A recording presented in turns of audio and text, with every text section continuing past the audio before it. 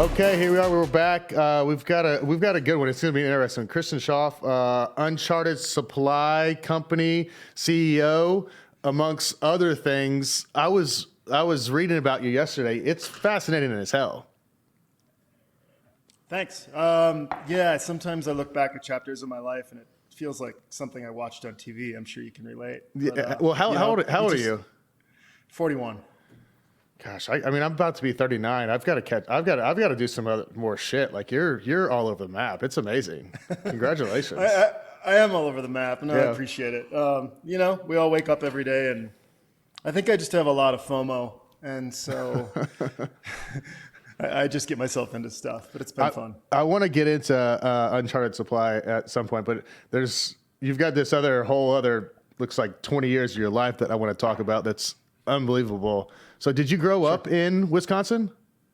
I did, man. Yeah, and I'll tell you, I've been a Packers fan since day one. So okay. I won't get into that. But what are they going to do with Aaron? I kind of look at that like I look at everything else in the news. I am hearing 1% of probably the truth. So for me, it's entertainment, and I just like to sit back and watch. And I also feel like the playoffs are extra episodes of a season of TV that I love to watch and not get too invested. But it's fun. I agree. I think he's going to stick around, though. That's what I think.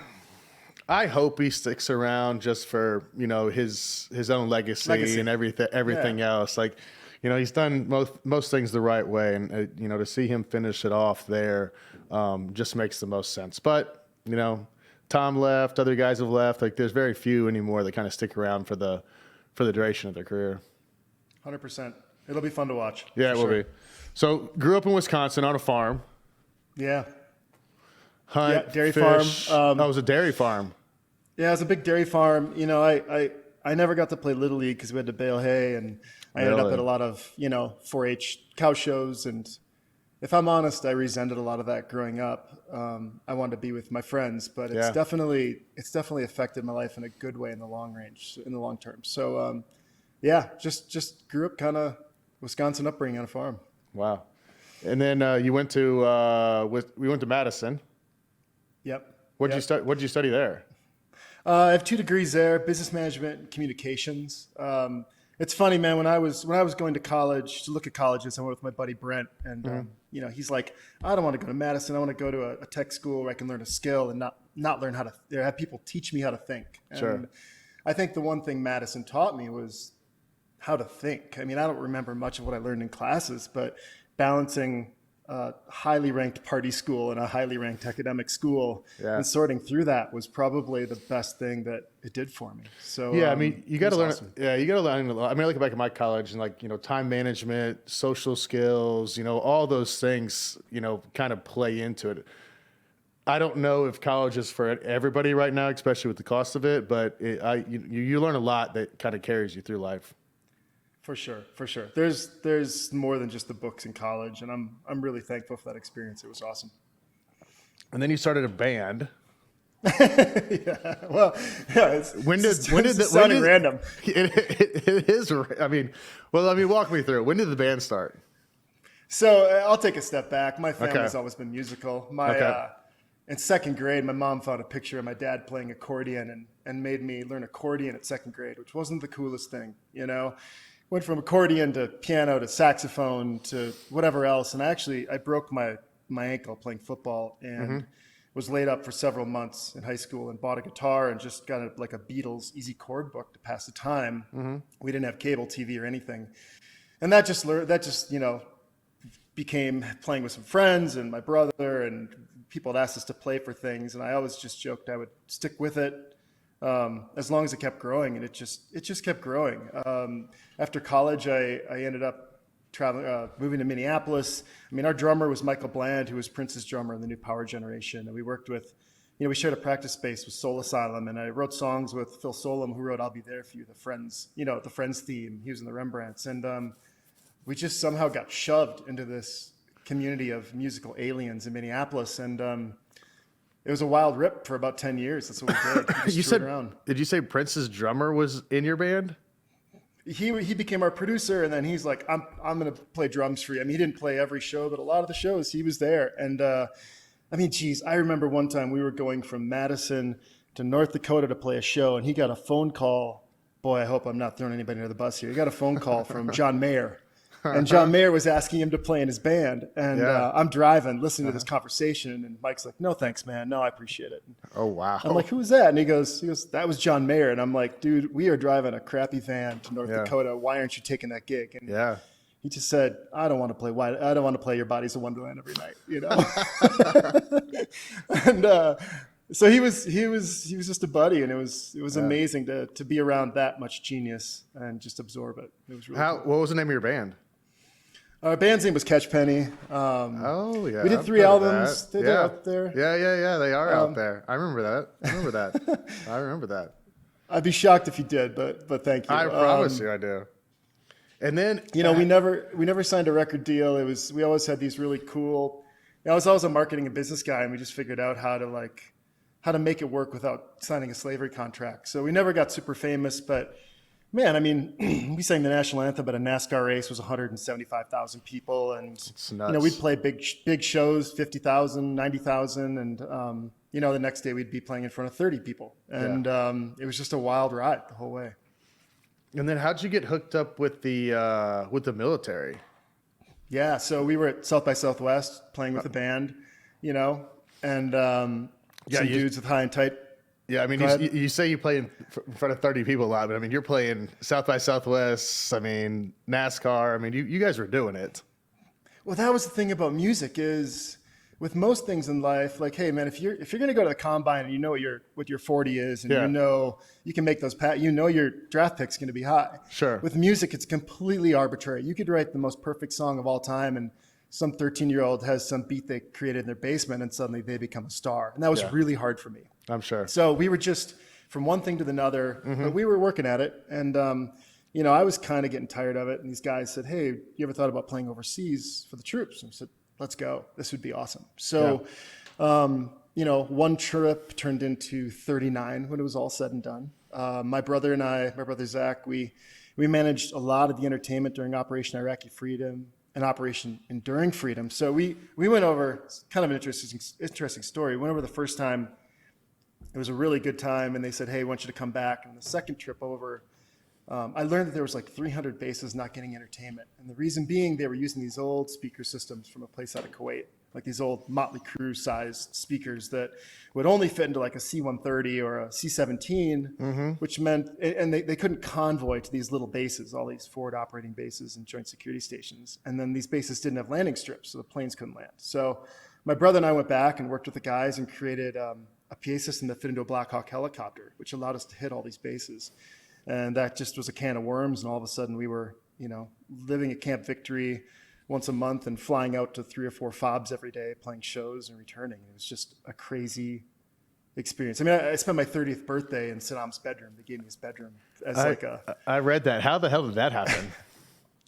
We just based out of Camp Victory, out of a place called the JVB. Many military guys listening are probably familiar. And there was just, there was the room that was Saddam's room when he was there. And usually that was reserved for whoever high-ranking officials came through. That night, I guess there was no high-ranking officials, just us. And they heard it was my birthday. And they said, hey, why don't you take the room for the night? So just one of those crazy experiences where you kind of look around and go, how the heck did I get here? This is wild, but pretty fun. And then you started, I read you started doing the Crispin cider. Yeah, so when I was home, it was weird because we'd be in Iraq for 2 or 3 weeks, and then we'd be home for 2 or 3 weeks back and forth. And Joe Herron was kind of a mentor of mine back in Minneapolis. He had sold a company and was starting a new hard apple cider company. He said, hey, come start this with me. So when I was home, I'd work up in his attic, and we built that brand up. I was acquired by a subsidiary of Miller Coors after a handful of years. Yeah. And just another kind of crazy experience that happened over like a 3 or 4 year period while I was still going overseas. So really thankful for that too. But yeah, I don't know. I don't know what to add to that. It was just a wild. We had that. We had that as an option at my wedding. Oh, you did? No kidding. Yeah.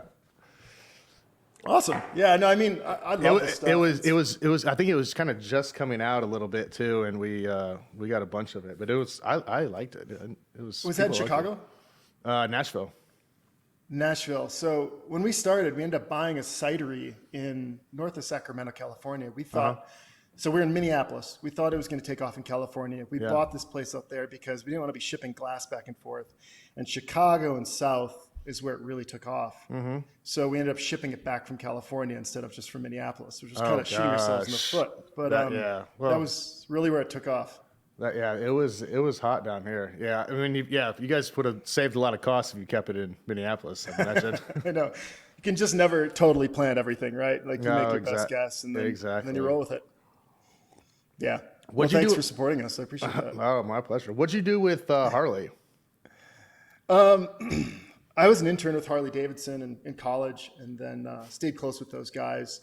When we started doing the military tours, I went back to my contacts and just said, "Hey guys, like, there's Harley bases everywhere we're going. Like, we should be tying this in, and do you guys want to be a part of it?" And so Harley got involved, and I mean, we gave away a couple motorcycles during the tours we were doing for the troops. Sure. We'd give away leather jackets and T-shirts, and that kind of went from kind of them supporting that to once the Iraq stuff drew down, they said, "Hey, we've got other projects we'd love to have your brain on." And whether it was 105th anniversary or whatnot, they'd call us in to kind of go, how would young adults think about this? What could we do to pull in those types and think about it? I was working with GoPro at the time as well, and we did some really fun marketing stuff. One trip we went from Seattle to Sturgis on a bunch of new Harleys with a bunch of GoPro athletes, and kind of had a bunch of adventures along the way. And it's just always kind of thinking about, I guess everything in life's been about storytelling and about kind of experiences and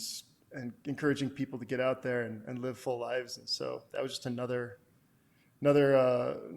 chapter, I guess, in this diverse story. Do you still have you got bikes still? I've got a Road Glide Custom. Okay. I've had a lot of bikes in my life. I got to the point where I was getting faster and faster, and I had a moment one day where I was like, I'm gonna kill myself. Yeah. So I sold the fast ones and bought a big cruiser. Yeah. And now I just enjoy going slow on that thing. That's what I have. I love bikes. Yeah. You do? Yeah. I've got 3 Harleys. But I catch myself the same thing. We're going through curves and stuff, and I'm like, let's not die on a motorcycle. I don't think it's worth it going, 80 through a curve, an S curve. It's like, let's just slow down and just enjoy it. So that's kind of what I do now. Those bikes are getting so good that you feel like you're a better rider than you are. That's the problem. Oh, right? Yeah. They do it. They're so smooth. I mean, I've got a 2020 Road Glide as well. And it's like butter. Just, you can put that thing on its side. You can. They race them now. I mean, they literally race them on trucks. I saw that. Bagger races. It's nuts.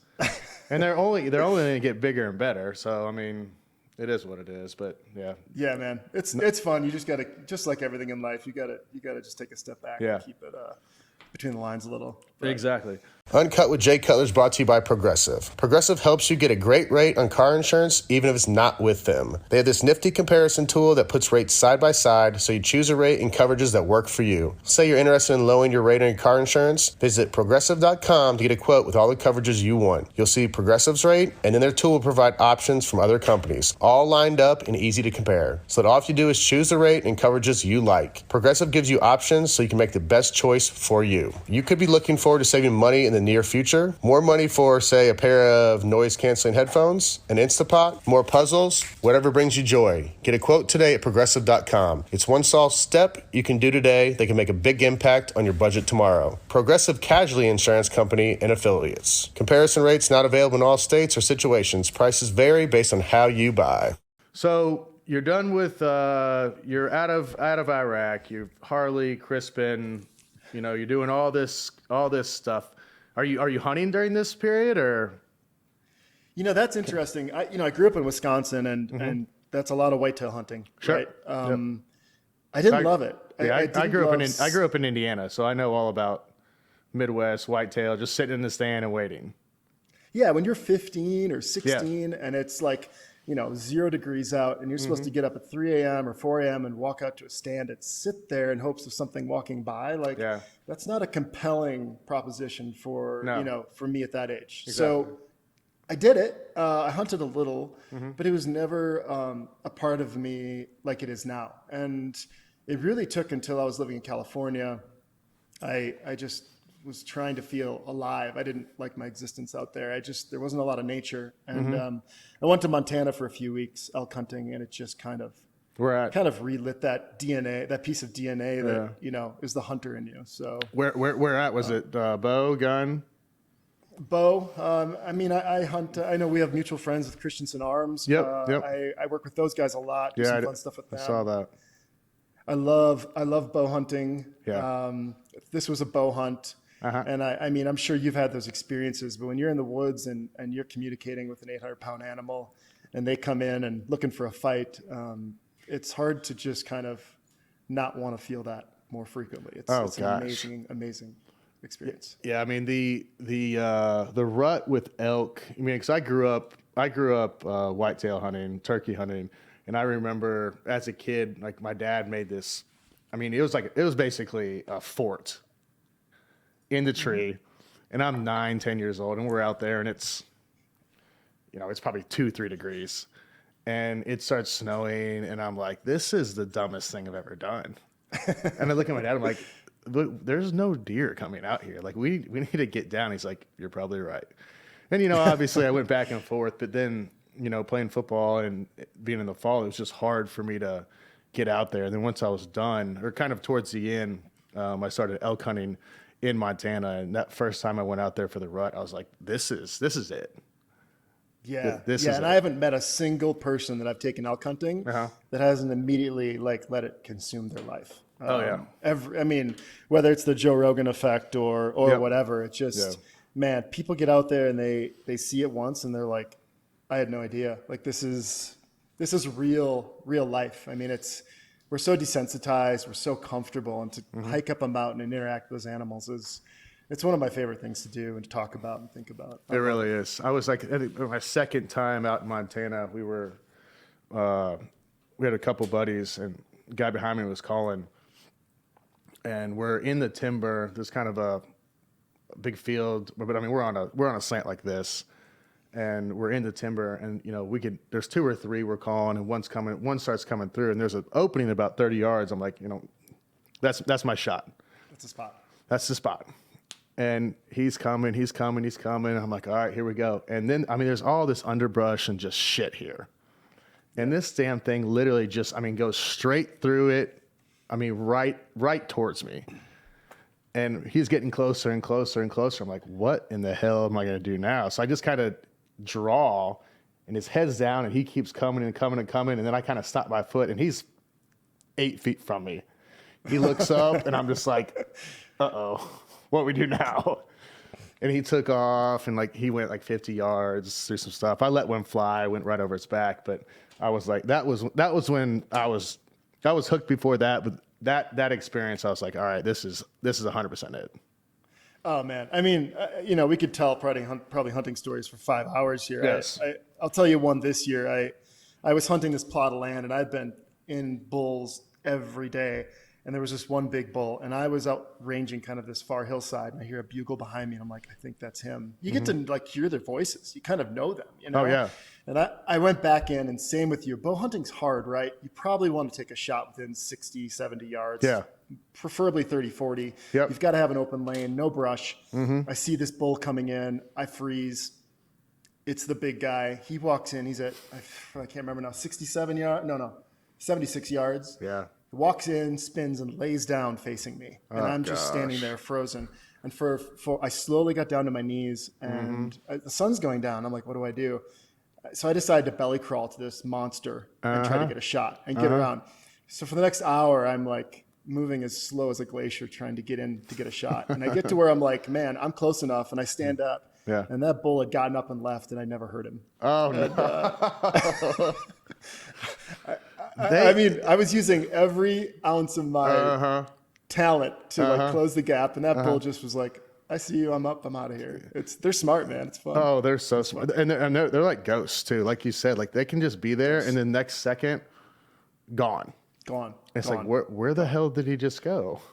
You think how much noise you make walking through the woods, and they are 5 times bigger than you, and a fifth as loud. It's incredible. Yes, it really is incredible. So you're in California. You're not really liking it. Is that whenever you started Uncharted?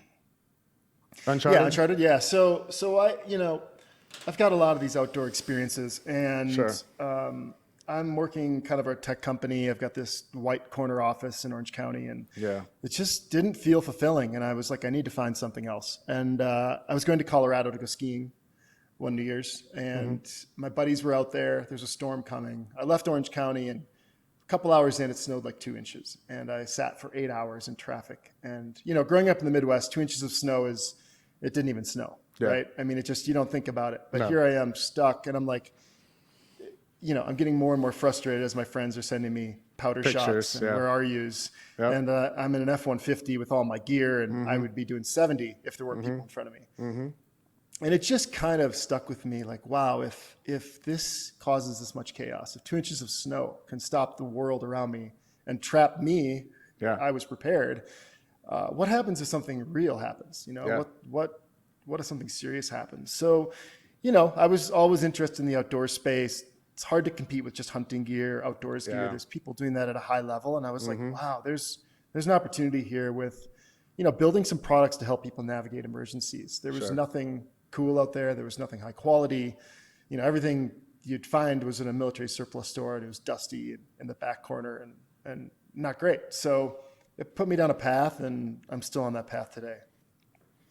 What was the first? So I mean, so explain it to the viewers. I've known about it, but I mean, give us a rundown of kind of what it entails. So the first thing I did was I started looking at large scale emergencies, earthquakes, tsunamis, things like that. And so I developed what we call the 72. It's a 72-hour kit. People probably hear 72 hours a lot. The reason being, historically, 95% of survival situations. So that's from September 11th to a car wreck. Within 72 hours, help has arrived. But those first 72 hours are really on you. Can you take care of yourself? Can you take care of your family? So I was like, well, this is interesting. Why don't we figure out how to build the best 72-hour kit we possibly can? And I went to friends of mine that were special forces guys and bush pilots, and friends of mine that guide on Everest and K2 and doctors. And I said, hey, you're an expert. I don't want to know what you have for you. What would you give your 10-year-old son if you weren't home and something happened, like something that somebody with that little experience could use and could change a game? And so we worked on that for a year. I got to a place where they were all like, I would totally buy this product. And then I kind of burnt the ships and put a lot of my life savings into ordering inventory and started the business up. And that's where we started.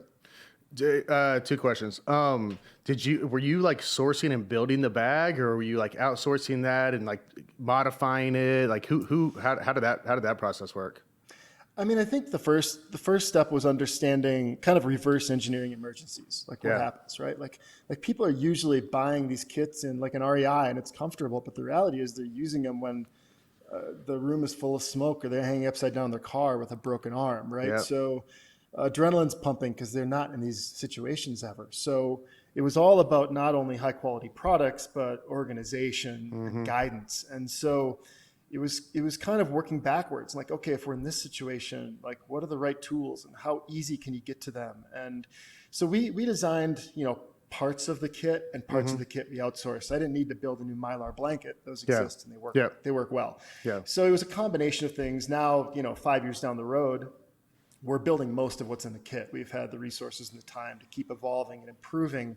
So it's not just a knife, but it's a knife that has a glass breaker and a bottle opener and a seatbelt cutter, And so, it was assembling the kit, but it was also color coordination and instruction. And, at the end of the day, it was kind of that guided voice. So you open our bag up and it says, okay, you're cold, step 1, step 2, step 3. Yeah. And the psychological side of that is when things start improving, your adrenaline goes down, and then you can make better decisions because you're not feeling this adrenaline rush of anxiety. So it was as much the tools as it was about education and guidance, and that's kind of been a big part of the DNA of our brand and in all the products we build now.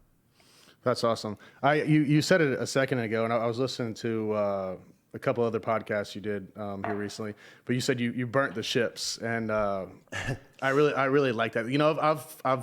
I've said, and I've heard other people say, no plan B, just plan A, which I think you said that. But burnt the ships, I liked that one.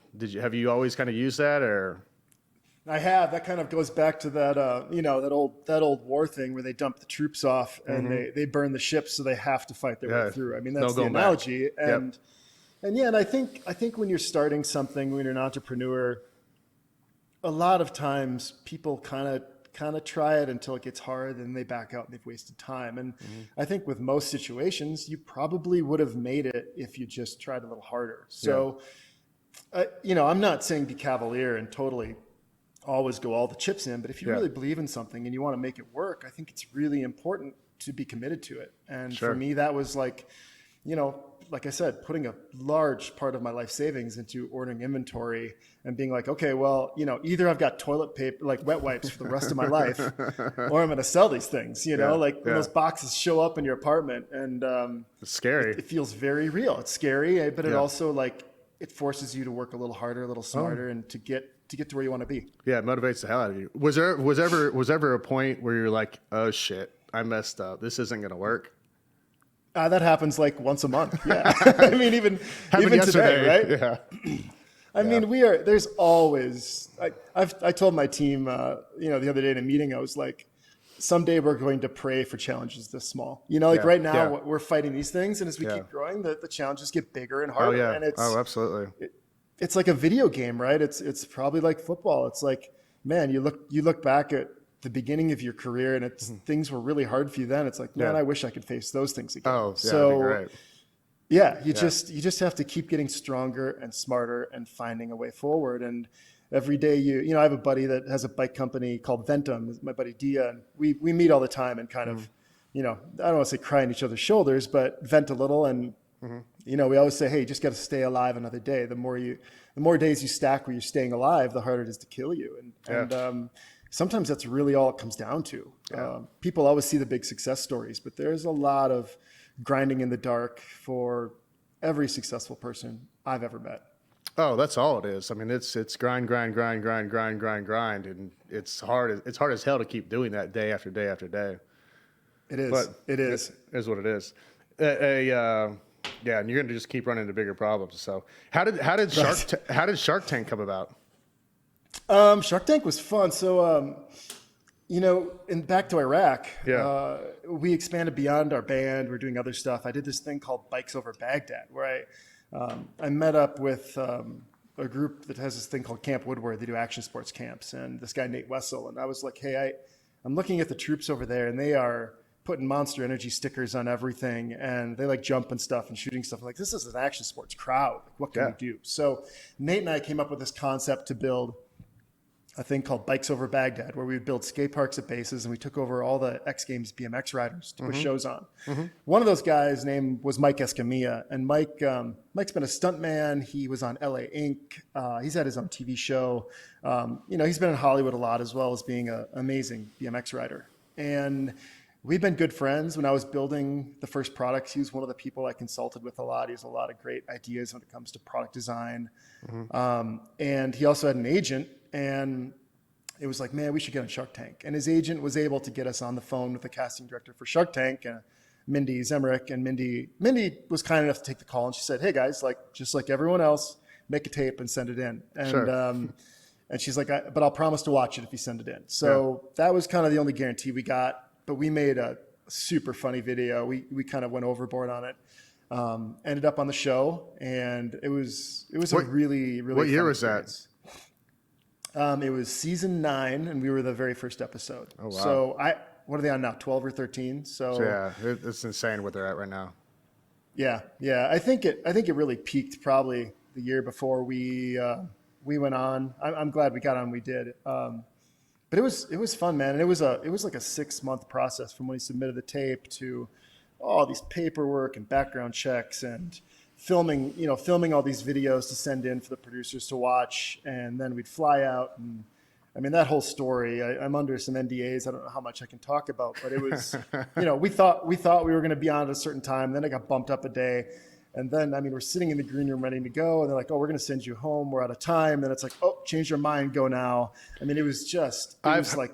I've heard that, a lot of times that they'll make the deal on TV, and then once it's off TV, once they get out, then they start working it out, and a lot of times it doesn't work out how you thought it was going to work out on the show. Yeah, I mean, it's speed dating, right? And Yeah. then you do your due diligence afterwards. And we didn't actually, we got a deal on the show for twice we were asking for. We didn't actually reach a deal afterwards with Robert Hertzefek, who is the guy that agreed to do the deal. And I can't really talk about that too much, except that that happens. But for me, I always went into that as this is not an investment. This is a marketing opportunity. Marketing. Yeah, it's just marketing. It's straight marketing. Absolutely. Yeah. Yeah. I mean, we'll take the money if the deal's there. But at the end of the day, I wanted to make sure our brand was portrayed in the right light, and we got a lot of exposure around it. And it was amazing. It was we have a Shopify website, and watching those sales notifications come in was probably the greatest moment of my life. Yeah, I mean, it was just as Did fast as my screen could refresh. Did you guys sell out? Yeah, I mean, yeah.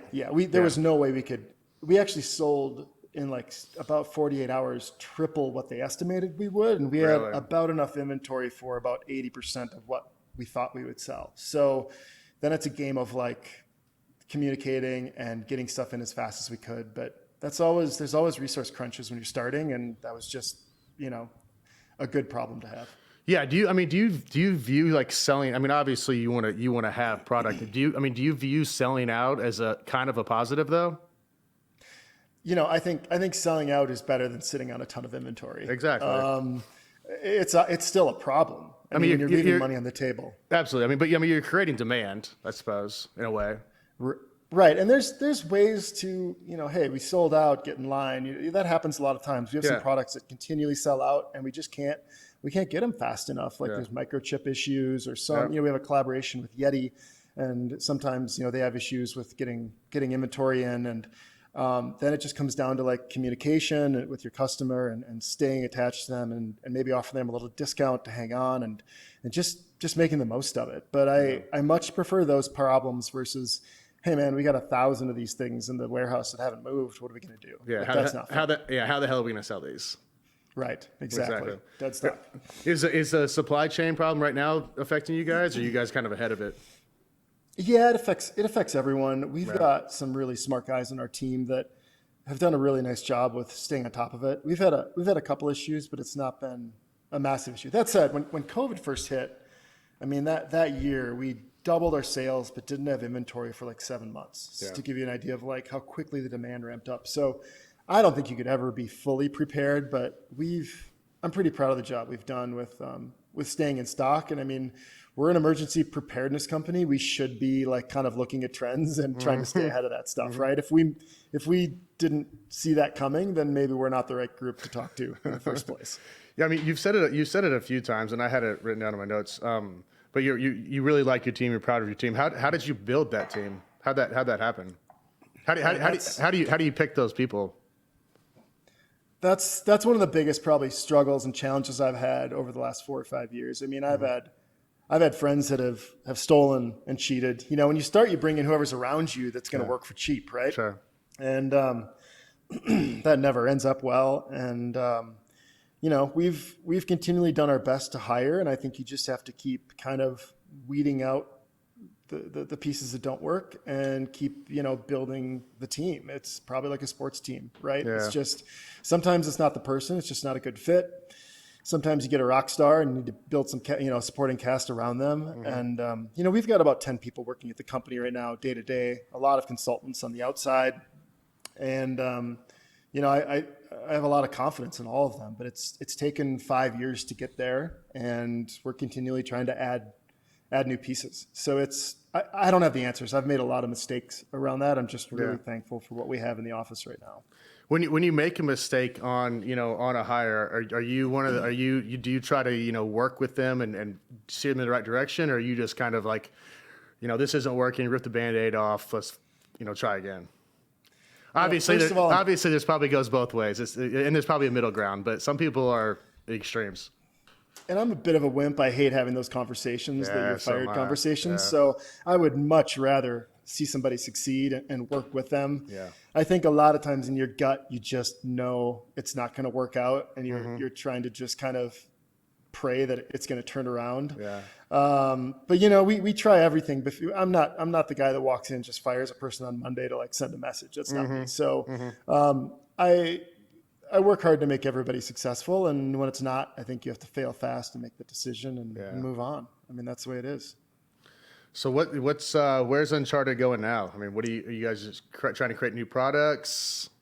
I mean, you guys are you guys are kind of everywhere though now. I mean, I saw you guys on you guys are in Dick's. I mean, you guys are all over the map. Yeah, we've opened a lot of retail lately. Listen, if there's a hurricane hitting Miami in 24 hours, you don't want to order something online and wait 3 days for it, right? Yeah. So that was an important part of our strategy from both a visibility and kind of touch point standpoint, but also just getting products to customers when they need them. So we were D2C up until last year, just online, and now we've expanded into retail. We've got a handful of new products we're launching, and just trying to grow. I mean, I think the hardest thing for us is really creating awareness around the need.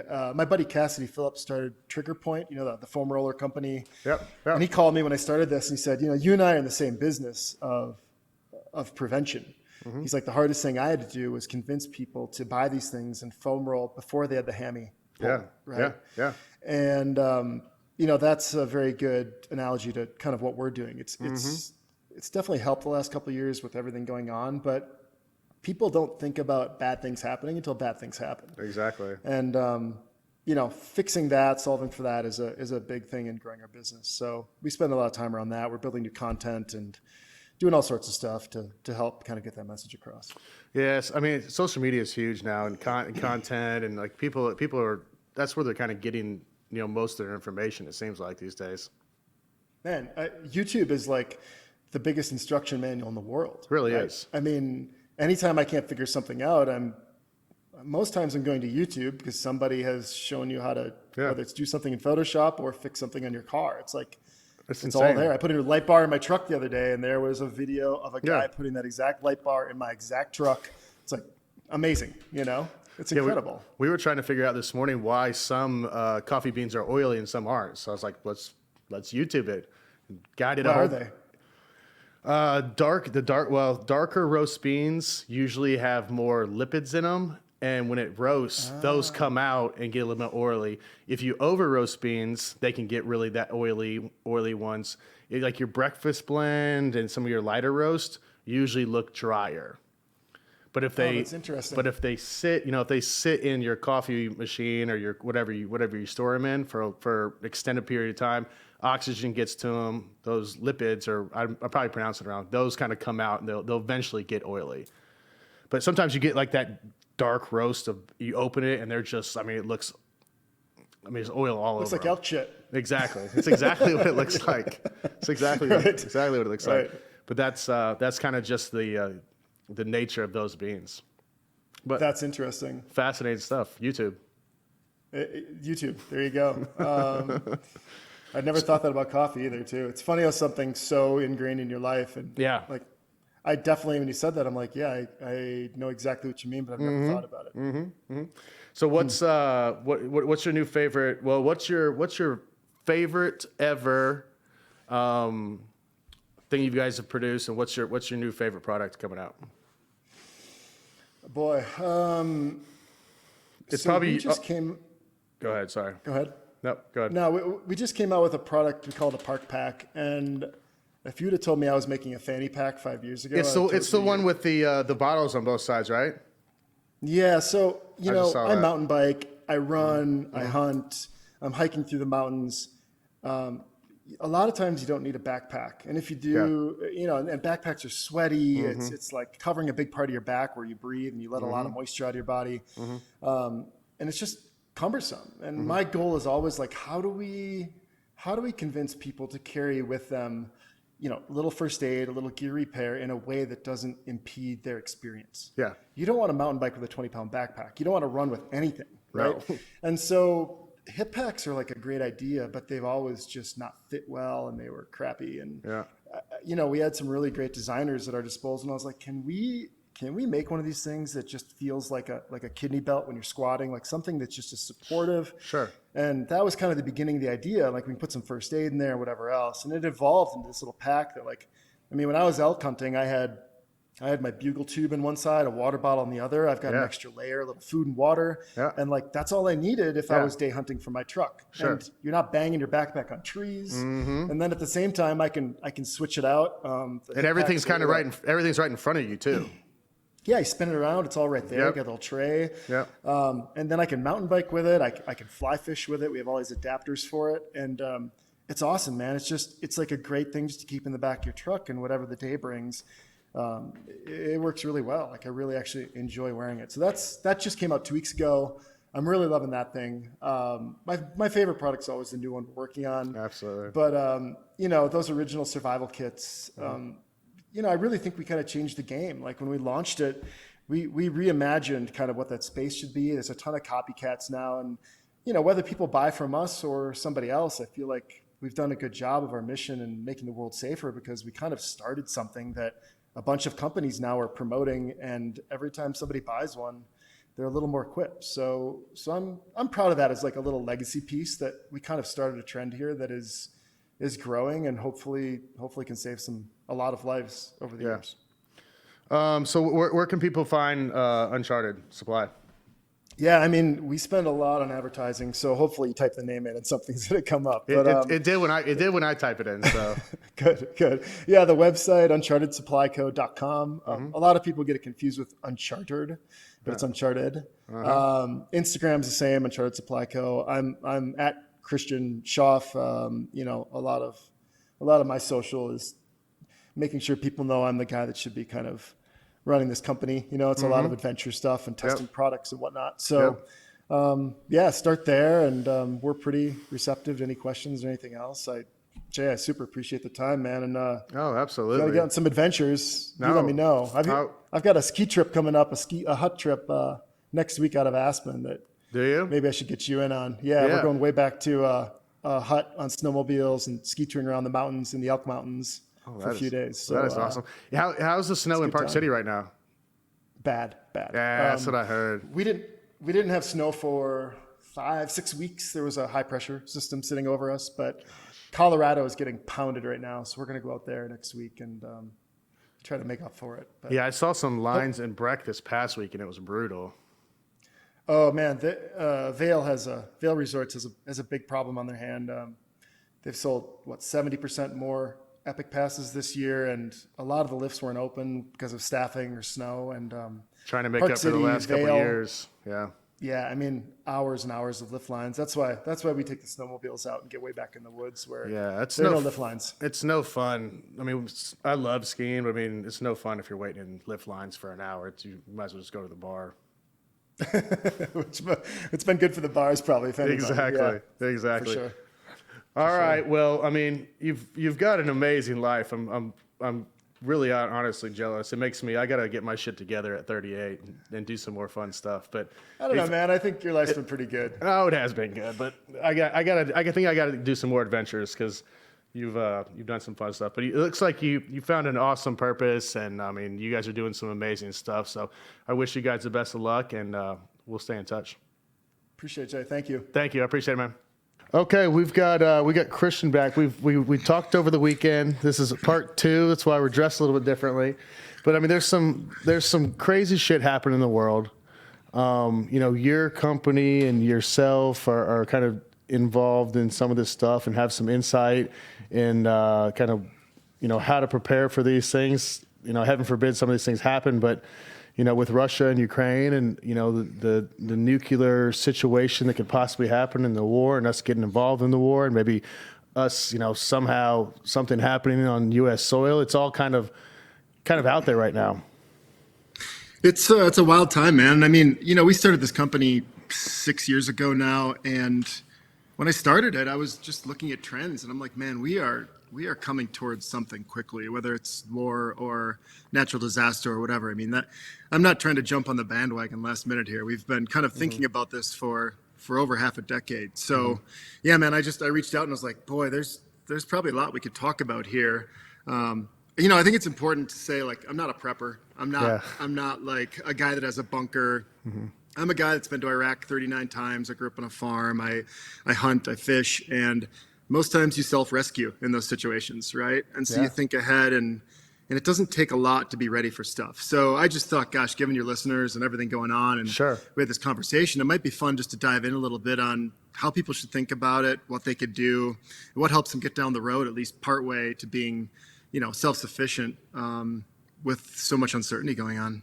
Absolutely. And I think we'll start off like you were talking about, you guys do a lot of Google and Facebook stuff, and the search engines now, and how many hits are on nuclear war these days.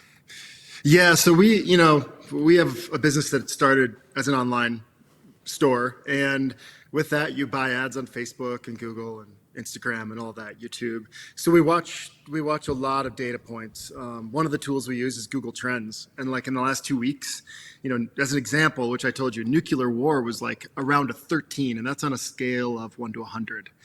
And last 2 Thursdays ago, when Ukraine was invaded, it went to 100, which means that's the highest kind of Can't go any higher. ranking it can get. Yeah. So there's a lot of people that are freaking out. And, am I sitting here saying, hey, we need to prep for nuclear war?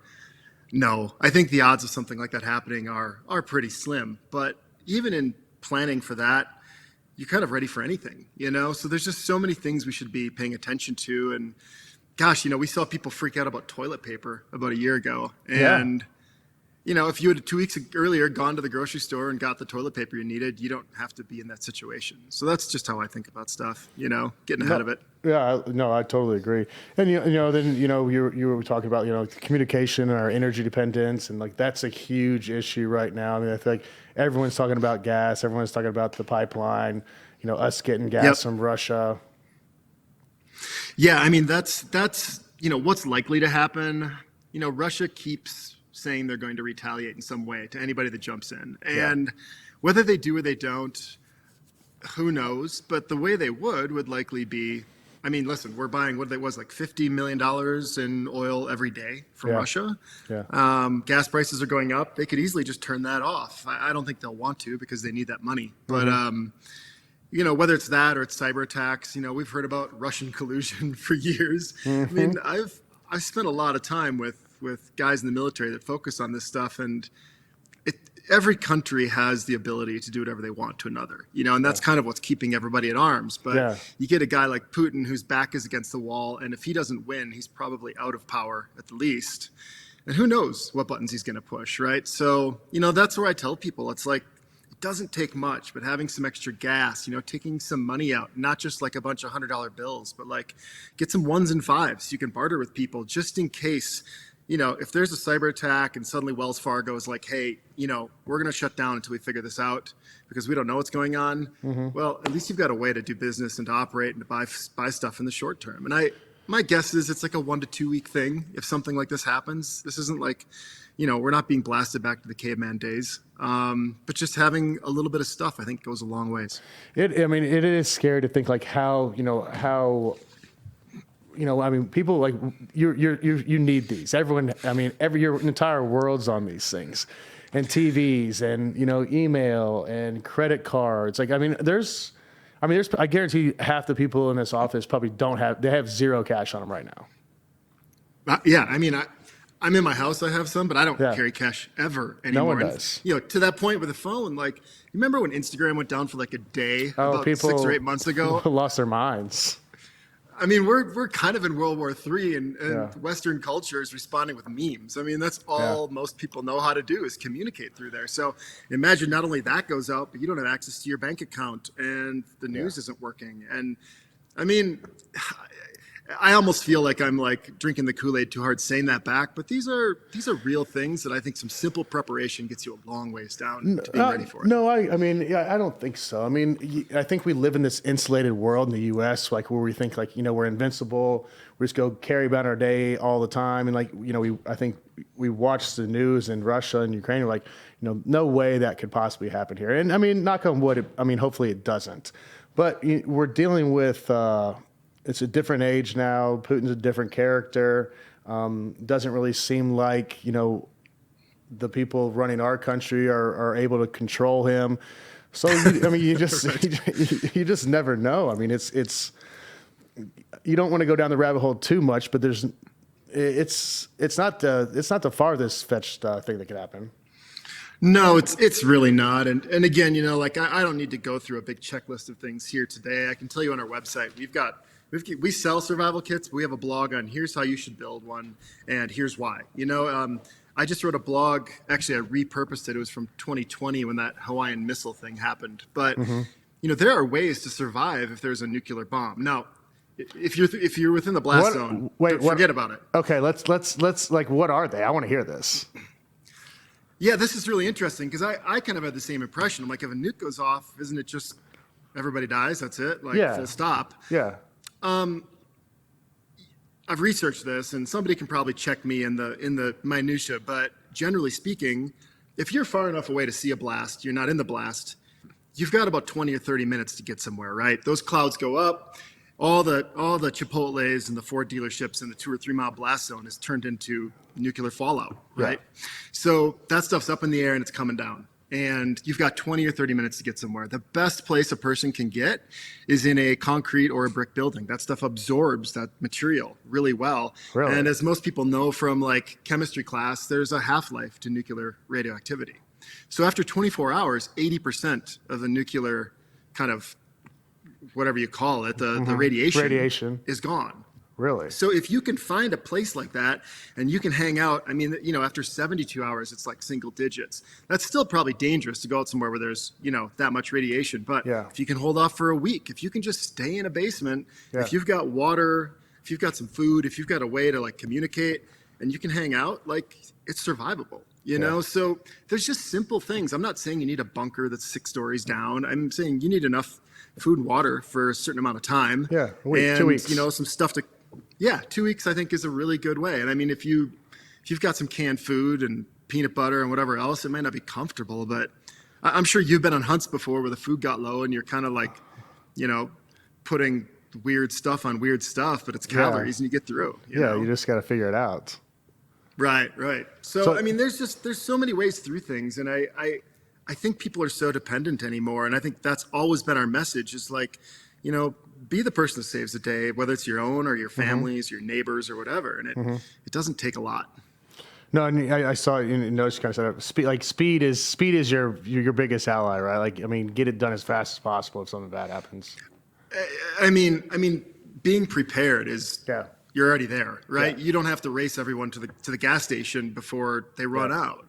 I mean, I used to live in Orange County, California, and I'd sit there and go, man, so you got the ocean on this side and you have like 3 highways out this side. And if somebody leaves 2 hours earlier than somebody else, that could be life or death given traffic and how the 405 looks on Thanksgiving, So speed is always an advantage. And if you've thought about this stuff and you know what you're going to do and you can turn it on instead of starting to plan when it happens, it's just such a huge advantage. And I again, this isn't like something I'm jumping on the last 2 weeks. I've been doing this for 5 or 6 years full time. And I'm always amazed how much people are unprepared and how little it would take to get them in just a completely better situation. So money, small bills, extra gas. Yeah, I mean, listen, if there's a run on gas or if, the grid shuts down or whatever and gas pumps just don't work, having gas is really good. I've got, 10 gallons in my garage, not a ton, but it's enough to, if things go down, it's going to help you get to town and back 4 or 5 more times if you need to, right? One of the things I love is I have a battery generator here with a solar panel. Yeah. I have those things out in my garage. They're plugged in, so if the grid goes down, they're at 100%.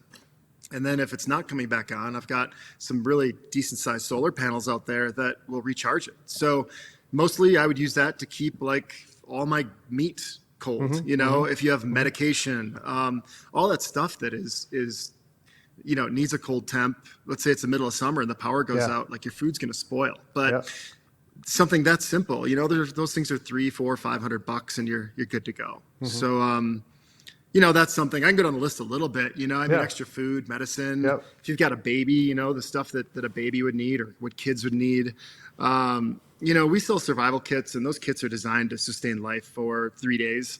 I keep one of those in my car. I always tell people, you could have the best thing in the world, but if you're in your car and you're 2 hours from your home and it's all at home, it doesn't do you any good, right? So, like some good running shoes in your car, like a little kit to kind of our kits have water filters, they've got food, they've got a beanie, goggles, gloves, Mylar blankets, just all the stuff you'd need to kind of manage, nothing crazy. But gosh, if you're stuck in the 405 and you're 10 miles from home and you got to go and you're wearing high heels, that's a lot different than if you have some Nikes on, right? Exactly. So it's just simple stuff, man.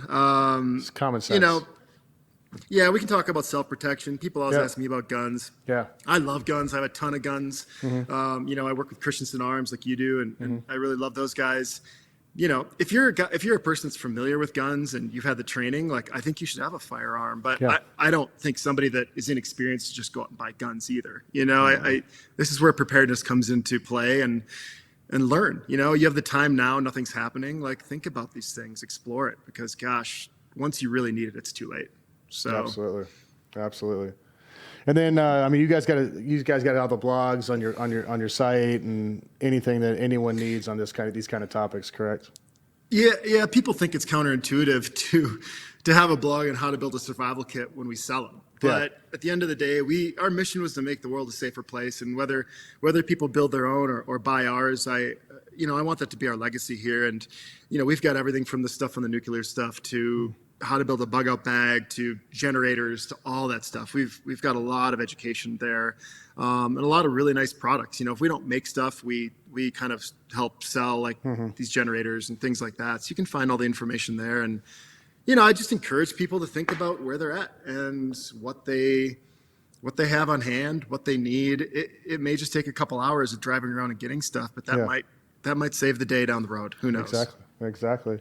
Well, hopefully we stay safe and this kind of this escalation dies down a little bit, but you never know. And you guys are the experts in it. So, I appreciate you walking through this with me for, another 15, 20 minutes. Yeah, man, we're here to help. If anybody wants to email, our customer service, if we don't have the answers, we have a team of experts, SEALs and guides on Everest and bush pilots and doctors and all these guys that have lived this their entire lives that I get answers from when we're unsure. I think it's an interesting time. I think we've left this kind of calm period. And gosh, think of what's happened in the last couple of years between COVID and fires and hurricanes and now Ukraine and the truckers in Canada. It's endless. And who knows what the monster at your door is going to be, but it just seems more and more likely that we're going to have to navigate something, and that's our mission here. So man, thanks for letting me get that out. I just felt it was an important thing to say. Absolutely. Uncharted Supply Co. Check them out. They've got everything that you need. They'll answer any questions. They're like you said, they're here to help. Since we're going topical, one more thing. Where's Aaron Rodgers going? I wondered if you could ask that, man. My perspective remains, I think he stays. Yeah. I see that they're moving a bunch of contracts around, and I don't understand all the dynamics of the football industry, but they're definitely trying to make some space. They've been very vocal about keeping him. Yeah. If I was going to sit over beers and talk about this, I would probably look at, if he goes somewhere else, I think he has to win, right? Because he's always said, "Hey, I don't have this or that," and I think it's almost safer in the long run to stay with the known entity and know that they're going to build around you. And they've gotten so close for several years in a row now. So I think all those things end up him sticking around. But what do you think? You know this way better than me, man. Legacy. I think he stays. I think they're going to break the bank for him. I think the amount of dollars that he's about to make is going to be insane. Insane. I think he's a loyal guy. I think that his legacy means a lot to him. The people of Wisconsin and Green Bay specifically, I think he wants to be one of those guys that stays at one team. And honestly, I think his best chance at winning another Super Bowl is in Green Bay. Going somewhere else and starting over, all the relationships, all that stuff is just it just gets difficult. You're relearning stuff that that he's done for 17 years in Green Bay. So I think he stays, but crazier stuff's happened. All of his best friends are there too, right? Oh gosh, yeah. Bakhtiari and Yeah. I'm sure they'll try to keep Devontae. I mean, they're going to probably franchise him, and then if they're Aaron stays, they him. keep him, and if Aaron leaves, they'll trade him for a bunch of picks. I mean, that's the business, I guess. Exactly. I mean, I think that's exactly what they do. He's comfortable. Pay him a shit ton of money, and try to win another one in the next 2-3 years. So then, my question for you is, what do they do with Jordan Love? I mean, Aaron didn't play for 3 years, so I mean, you just keep sitting him there, or if somebody wants to trade for him, trade him. Yeah, gotcha. I mean, it's like it's just an asset you have there, and if someone wants him, you can have him. If not, that's your backup plan. Much like being prepared, like you guys do. Full circle. There we went. Exactly. Nice. Awesome, Christian. I appreciate it, man. Thanks, Jay. Appreciate your time. Yeah, I'll let you get back to skiing. Right. Sounds good. See you, bud. Okay, that's a wrap. We did a little two-parter. Did Christian, and then stuff happened in the world, and this is kind of, some of this stuff is his expertise. So we talked and thought we'd do another little segment on kind of preparation, and I like Christian said, like, we're not hoping this happens or thinking this happens, but this is the world we live in these days, and being prepared for about anything is not a bad thing. But that was a fun one. I mean, Christian's an unbelievable dude. Like you said, he's been all over the world, in a band, played over in the Middle East, everywhere. Started this company, worked for Harley, the cider company I had at my wedding. Unbelievable hunter, skis, does everything. I need to hang out with him. I think he's a little bit older than me, but he's accomplished a ton. So it's cool to talk with him. UnchartedSupplyCo.com. They'll answer any questions you have, and they're like you said, they're kind of trying to make the world a better place and a safer place. So kudos to him. Awesome dude. I enjoyed that one. I hope you did too. He's got his take on Aaron Rodgers, which hopefully we'll all know what's happening there soon. And that's it. That's it from me. And hit me up Instagram, Twitter. Let me know. We've got some good ones coming up, I think. I think Greg Olson's coming on here soon. I don't know who else. I don't keep track that well. But let me know if anyone pops in your head that we got to do, and we'll see if we can't work it out. Thanks. Appreciate it.